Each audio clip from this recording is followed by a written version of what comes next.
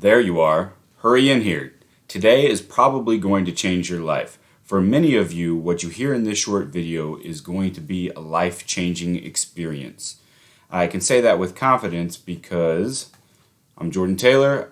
I wrote this book, How to Wash Your Brain, Rote Learning Secrets for Homeschool, High School, and Beyond.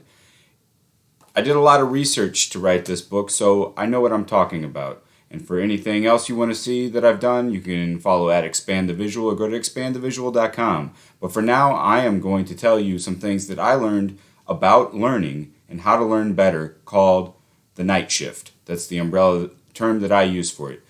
So without going into the scientific details of why sleep is so important, that's right, sleep. This is what's going to change your life. Sleep is so drastically important. Without going into the scientific details, you're just going to have to trust me. Think of it this way. When you are learning during the day, whether that's being on a sports team, being in school, or just reading for learning, anything that you consume throughout the day is like drawing up a blueprint for your brain. It's letting the brain know, okay, these are the things that we cared about, we paid attention to them all day, but at night is when the building happens. So we're talking making a blueprint versus making a building. If you're not getting good sleep, you're going to have a terrible, shoddy looking building that won't be up to code and is probably going to crumble and fall down. So it's not good enough to just have a blueprint. You have to have that time and good, healthy sleep to be able to build those long-term memories, which are the ultimate outcome of learning.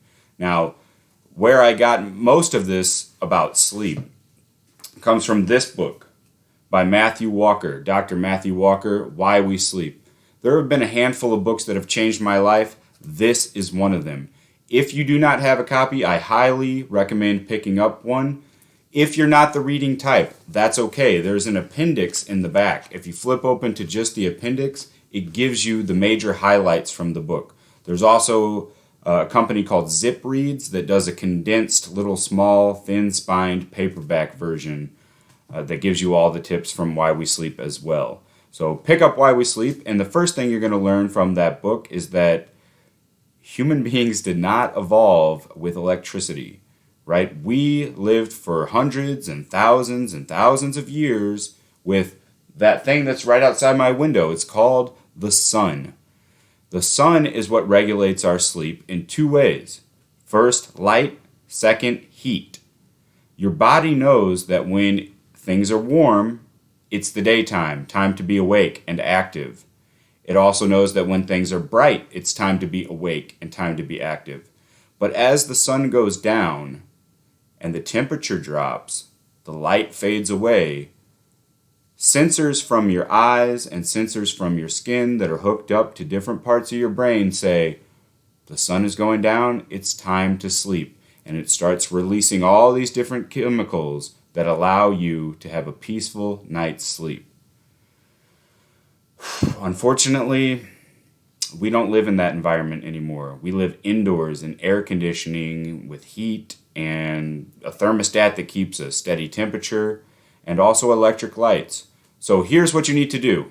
You need to start turning your lights down as the sun goes down. Try to mimic what the sun is doing as much as possible. And also turn down that heat at night. Let it get a little bit cold. When you're cool, you'll get a better night's sleep. So those are the two things that you can take away today. Treat your heat in your home just like as the rhythm of the day would dictate, and also treat the amount of light that you're getting as the sun would dictate. And that brings me to your kids learning, how do we treat them and sleep? Well, a lot of parents who don't have this information are creating a toxic sleep environment for their kids. And they're creating these wilted, limp learners who are so tired, they're rubbing the sleep out of their eyes when they get up in the day, and they're stumbling around like zombies. And the worst part about them not getting sleep is the effect of that compounds. So they're going to build a crappy building, but then they're going to build an even crappier blueprint because they're too tired to even take in the learning. So here's a couple things that you don't want to do. If your child or yourself has one of these, a cell phone, the screen in front of their face at night because that's what you do to relax. Maybe you're watching a show or surfing social media. Sorry, I hate to break it to you, but unless you got a pair of blue blockers glasses on, you shouldn't be doing that. No screens. Pick a cutoff time. All right, it's not a bedtime, but it's the time when all the screens and all that artificial light right in front of their face goes off. You want to do that. And then the last thing I want you to take away from this, and for you, if it's a habit to give your kid a caffeinated soda, you're not going to like what I'm going to say, but Matthew Walker, PhD, agrees with me because his words say in here exactly, no child should have caffeine. Period. No child should have caffeine.